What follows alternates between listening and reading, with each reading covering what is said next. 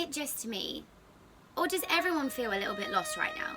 I feel like the generation that we live in, everything is kind of very mixed up and jumbled and overcomplicated, and we seem to have, in my opinion, not that it means anything, but we seem to have fallen off the bandwagon. We have detached ourselves away from our spiritual selves, our higher selves, and we have become lost in the matrix. So this is things that I've been thinking about. These are things that I've been thinking about for a couple of years now. And basically, this brings me to ayahuasca.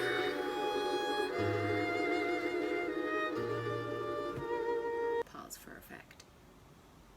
So, ayahuasca. For those of you that don't know what ayahuasca is, it is I was about to say man-made drug. No, it's a healing drug, okay? It's basically like crafted from this tree in the Amazon rainforest. Crafted isn't even the right word. And what they believe is that the spirit of the tree, the ayahuasca spirit, I like to call her Mama Huasca. So yeah, basically Mama Huasca comes to you and she heals all of this shit that you've been like pushing down into your subconscious, all of the things that we pick up as children, the like behavior patterns of our parents, all of the things that we are unconscious of. It basically is like 10 years therapy in one session. And it just basically helps you figure out all of this stuff that you've been holding in, depending on your intention and what you go there for. Disclosure alert! Disclosure alert! It is not the place to go if you're just seeking the next drug thrill. This is a very deep, intuitive medicine, and it is not one to be played with. You have to go there for the right intention. So this is a full review of my whole trip to Peru, trying ayahuasca for the first time, going to Machu Picchu, going to the Amazon rainforest, and also going to the Sacred Valley.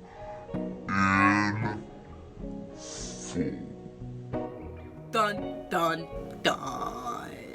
And I hope you guys enjoy. So today is the start of the rest of my life.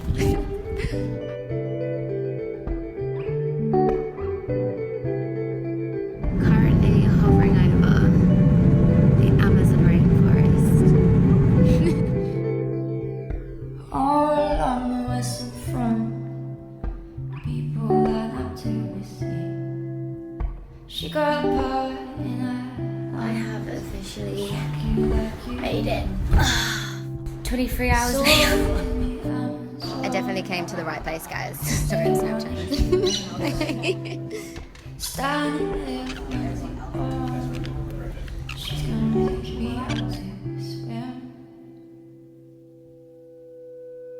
I say, ooh, girl, shock me like an electric eel. Baby girl,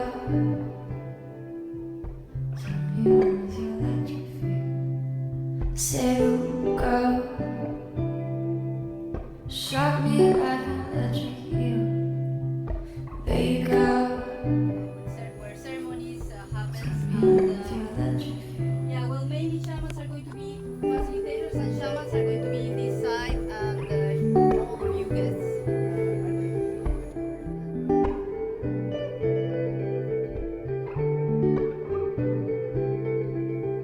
And all along the eastern shore, Anyway, you could have time to share for sure, and also to know other people. this is you a know? war the world is for, making electricity.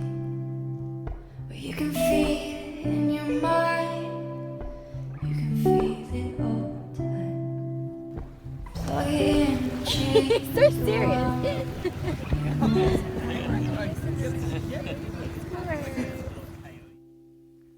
Said girl, shocked me like an electric eel. Baby girl, turn me on with your electric feel. Said girl, shocked me like an electric eel. Baby girl, turn me on.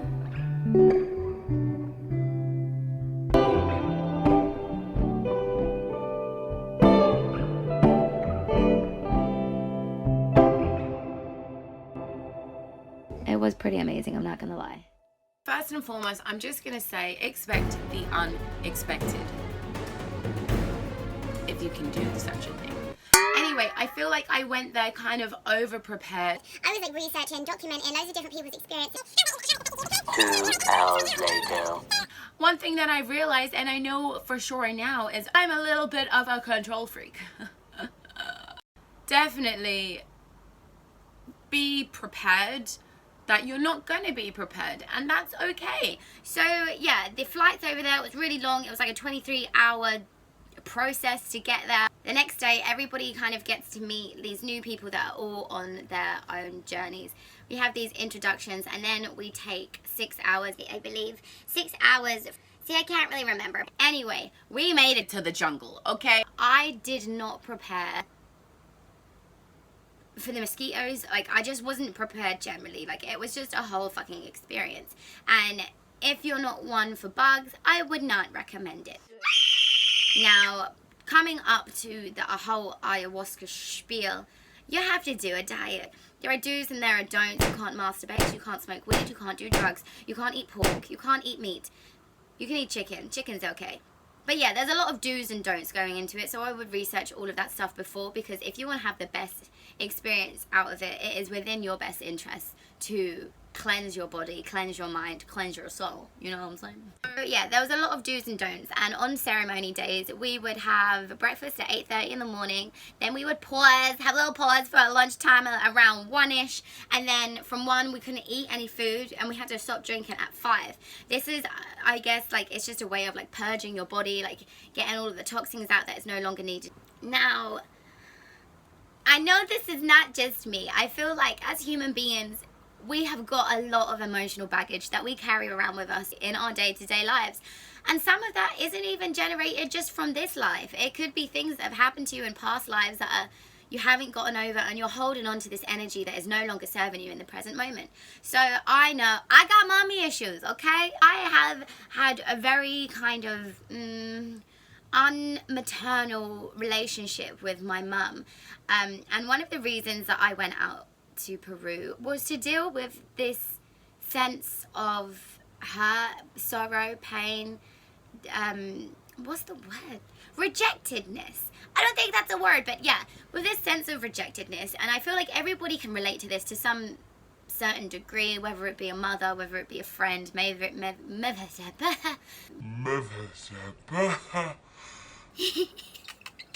it be a mother, a lover, or a fighter, okay? You could be in prison. I don't know. I don't judge. Anyway, so yeah. I needed to go to cleanse this baggage that I have with my mum, which is one of the reasons, and it's one of the things that hold me back a lot in life. So the first 2 times I did the ceremonies, nothing happened. Like, I didn't feel anything. If anything, I feel like the drink kind of affects you a little bit like Red Bull. So if you've got a lot of energy, you just need to like, ooh, woo! You just need to twitch. Aside from that, okay? So the first 2 ceremonies, nothing fucking happened. And I'm just sitting there, like, we have to have, like, integration sessions the next day after the ceremony. So we'll all sit in a circle and everybody talks about their experience. You've got some people that are embodying their mum in their mum's life and going through all of the emotions their mum went through. There are these other people that were on Mars, seeing aliens, experiencing some psychedelic shit, okay? And that's me, like, Nothing happened to me. And it starts getting really fucking frustrating.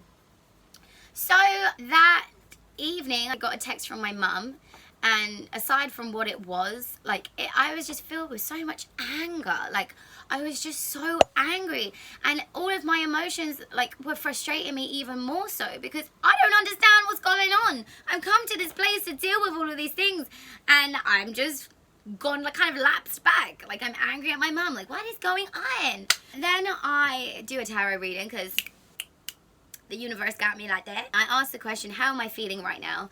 And the cards that come up, they confirm that I am very confused.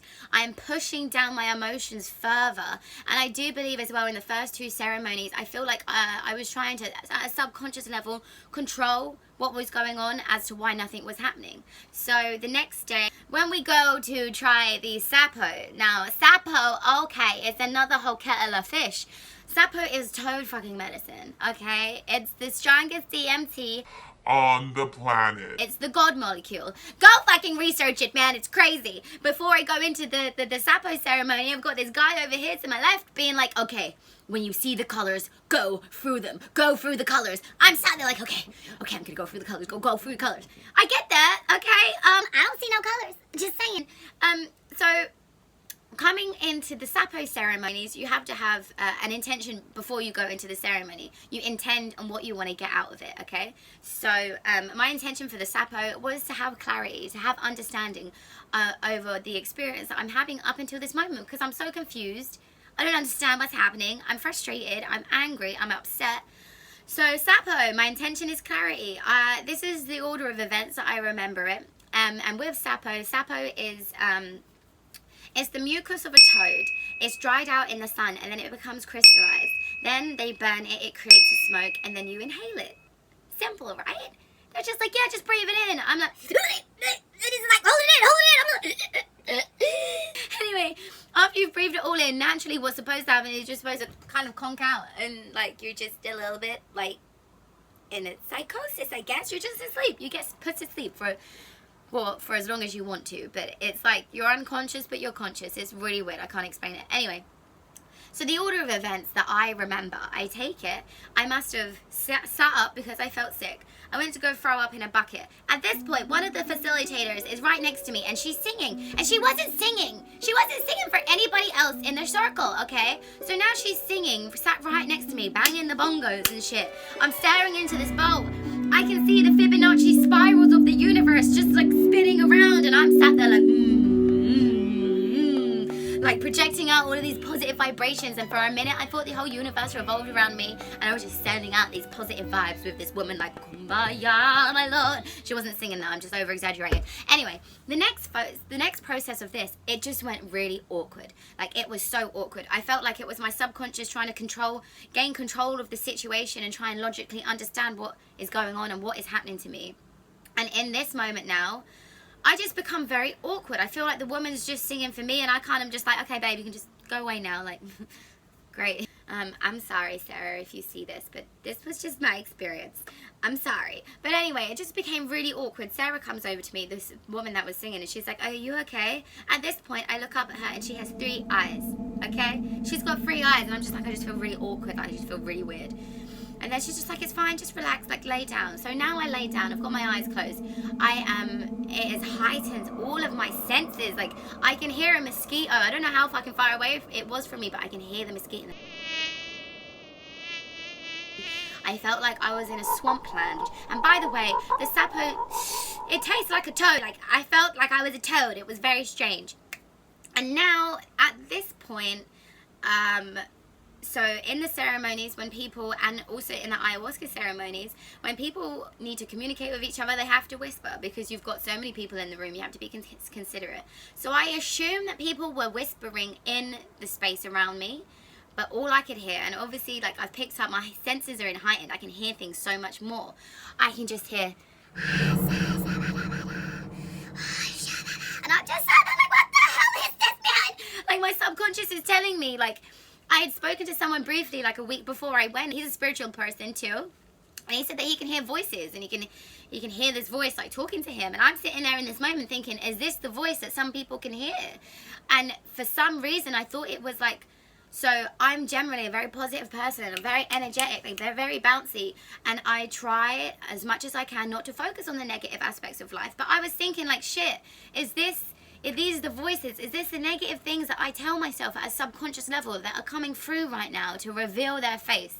And as I'm thinking all of these things, I feel myself being pulled into a tunnel, and it literally felt like I was being pulled into hell. And in this moment being pulled there, like, I felt like I was forgetting all that I was. I felt like I was kind of having like a mini death of ego. Like, I was forgetting that I'm a divine being of light, of love. Like, I was just being pulled into this place, and fear like was creeping. I was petrified.